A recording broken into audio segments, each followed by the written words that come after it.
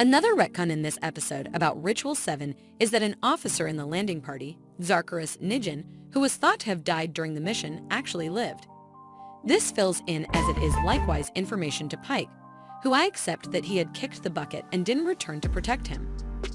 Zarkaris is a fascinating person, or we will call him Zack on the grounds that it's not difficult to articulate that, however especially required a more material to completely clarify for the crowd why he did what he did. His staff at Delta was made into his Sibyl, and it appears that some Collide warriors took him in and made him their leader. He was able to equip his warriors with the equipment left to him, and he took over the planet and basically ran it as the king. I would be Lord for a day as a SDA reference. It would have been truly fascinating to learn in the event that he had done this during his neglecting and was not completely aware of his activities. I believe it would have been really fascinating. A man who turned into a despot under his distraction. Then, when he realized what he had done, he was aware that he would have been tried for violating the Prime Directive if he had returned to Starfleet. So this is how he needed to stay free and eventually get by. That could not have been the situation. There wasn't sufficient in that frame of mind to guarantee regardless of whether this was valid or was his genuine expectations. This exotic radiation that made you forget is another new feature in Riders of the Seven that was definitely not mentioned in the cage before. Simply put, this explains that we were not on the planet long enough to begin experiencing radiation effects.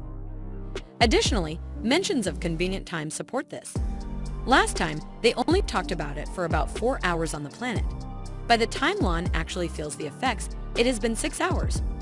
For instance, they mentioned that the last away team was only on it for 4 hours, so the ship wasn't actually exposed to this strange radiation for too long, which is a helpful Star Trek approach to making sense of what's happening, wouldn't you say? It very much evokes the manner in which the Next Generation conveniently explained the planet-specific plot threads.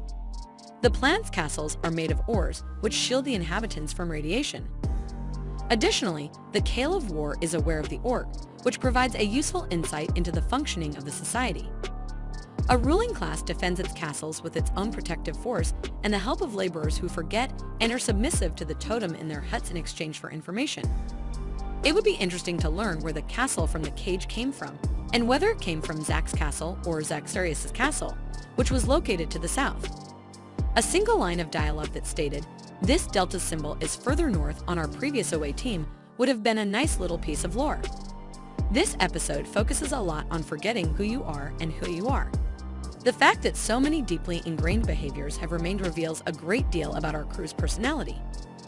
Pike genuinely enjoys the tell, and that fundamental memory is what enables him to return. The Mengun knows he's a specialist and can treat wounds since he has done it multiple times. Or Takers can pilot a massive starship because piloting is ingrained in her DNA and is now largely a matter